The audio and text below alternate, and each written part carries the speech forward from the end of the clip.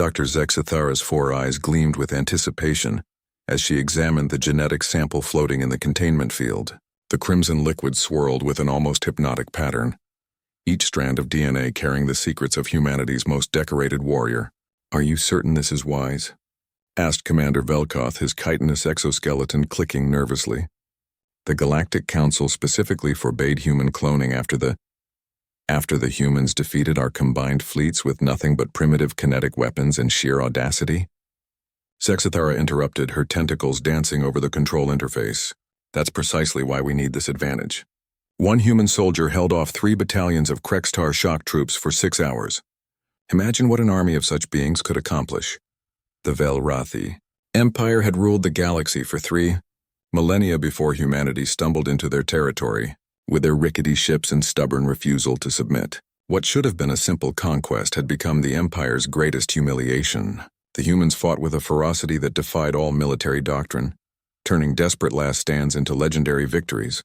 The genetic material belonged to Sergeant Marcus Chen, captured during the Battle of Proxima Station.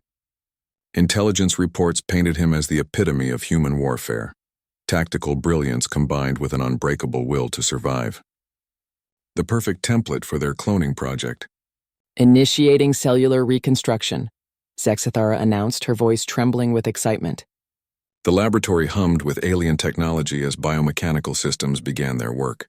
The sample was broken down, analyzed, and rebuilt cell by cell in the artificial womb that dominated the chamber's center. 3 months passed. The clone developed rapidly, its growth accelerated by Velrathi biotechnology. Physically, it was identical to the original. Same brown eyes, same angular features, same compact but powerful build that made humans such efficient killers. But as the clone's cognitive functions came online, the scientists began to notice anomalies. "The neural pathways are unusual," reported Dr. Hicksevall, studying the brain scans with growing unease. "The synaptic density is 3 times higher than baseline human measurements. The memory centers are hyperactive, and there's unprecedented activity in regions associated with pattern recognition and strategic thinking." Zexithara dismissed the concerns with a wave of her primary appendage.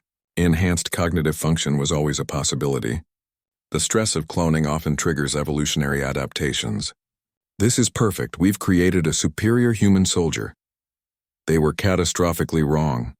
The clone, designated Subject Alpha, awakened on a Tuesday that would be remembered throughout galactic history as the beginning of the end.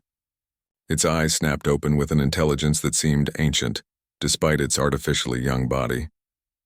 Those brown eyes held depths that made seasoned warriors step back involuntarily. "Where am I?" Alpha asked, its voice carrying an odd harmonic quality that made the translation devices struggle. "You are in a Velrathi research facility," Zexithara explained, unable to hide her excitement. "You are the first successful human clone, created to serve the Empire's military forces." Alpha sat up slowly, its movements precise and economical. "I see, and you believe this was your idea?" The question sent an inexplicable chill through the assembled scientists. There was something in the clone's tone, an amusement that suggested it knew something they did not. "I don't understand," Zexithara replied, her tentacles writhing nervously. Alpha smiled, and in that expression lay the seeds of galactic terror. "You took genetic material from Sergeant Marcus Chen, yes? But you never understood what made him special. You thought it was training, experience, human stubbornness. You never realized the truth." The clone stood, and despite its modest height compared to the towering Velrathi, it somehow dominated the room. Marcus Chen wasn't just any human soldier. He was the product of a 13-generation breeding program, carefully designed by human military geneticists.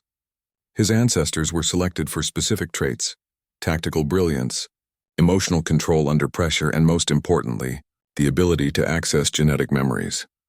The laboratory fell silent except for the humming of machinery. Zexithara felt her 4 hearts skip beats as the implications began to dawn on her. "When you cloned him," Alpha continued, beginning to pace with predatory grace, "you didn't just copy his physical form. You copied 13 generations of accumulated military knowledge, every battle fought by his bloodline, every tactical innovation, every hard-won lesson of warfare spanning 3 centuries. The clone's eyes began to glow with an inner light that had nothing to do with bioluminescence. But that's not the terrifying part. The terrifying part is what happens when you remove all the biological limitations that kept those memories dormant. Alpha's head tilted, listening to something only it could hear. I can access them all now. Every flanking maneuver executed by Chen's great-grandfather during the Lunar Rebellion. Every ambush tactic developed by his grandmother in the Martian insurgency. Every lesson learned by his father during the asteroid wars. All of it simultaneously perfectly integrated. Dr. Hicksville backed toward the door, his natural instincts screaming danger. Security. We need security. Alpha laughed, a sound like glass breaking in zero gravity. Security?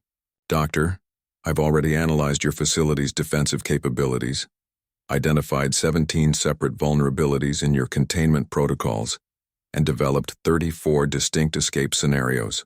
I accomplished this in the time it took you to call for help.